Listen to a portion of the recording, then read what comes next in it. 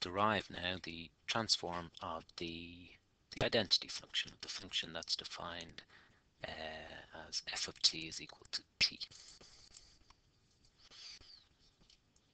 So this is the Laplace transform of t. And our definition is this is the integral from 0 to infinity of the product of this exponential e to the minus st t, and this is integrated with respect to t.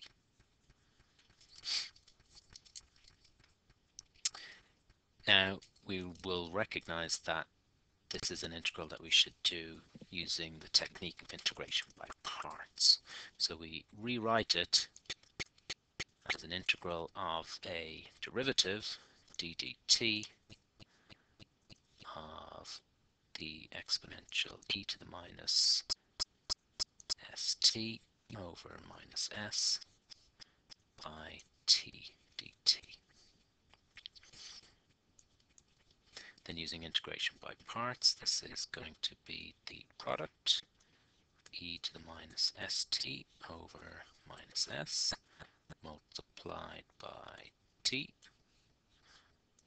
evaluated at the limits t equals 0 and t equals infinity, and then we subtract the integral from 0 to infinity of e to the minus st over minus s, then multiplied by the derivative of this second factor from the original integral. But of course the derivative of t is just 1, so we're just integrating e to the minus st over minus s with respect to t.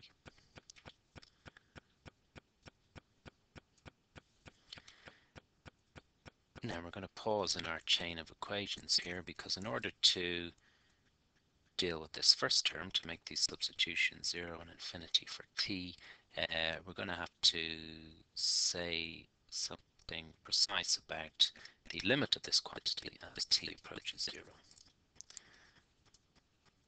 As t approaches infinity, sorry. So the limit as t approaches infinity of e to the minus st over minus s t. Well, the minus s doesn't depend on t. We could bring that out to the front. 1 over minus s times the limit as t approaches infinity, t over e to the st. Just write it like that. And this limit will be 0 as long as s is strictly greater than 0. So when s is strictly greater than 0, as t approaches infinity, the denominator of this fraction, e to the st, will increase in value far faster than the numerator t. So as t approaches infinity, this ratio will in fact get smaller and smaller and will approach the limit 0.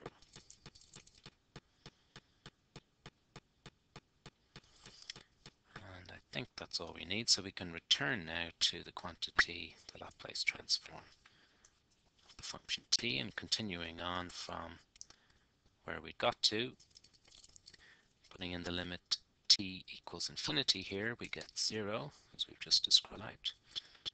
And we put in the value t equals 0 there, and that will give us a 0 again. So we don't get any contribution from this first term, just get a 0. And then we subtract the integral of this exponential with respect to t, and that integrates to e to the minus st over s squared, evaluated at the limits t equals 0 and t equals infinity.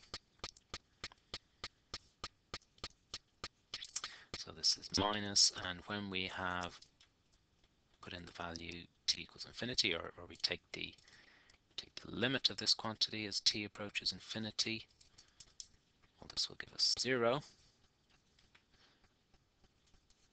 as long as s is a positive quantity again, which it is because we've already imposed that condition up here that s must be positive.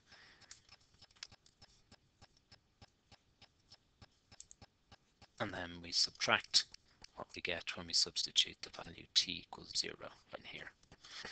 And when t is 0, we have e to the 0 on top, so that just gives us 1. So we have 1 over s squared. So in total, that comes out as 1 over s squared, as in the table, we could say. So we've confirmed the transform that you have in the table of Laplace transforms.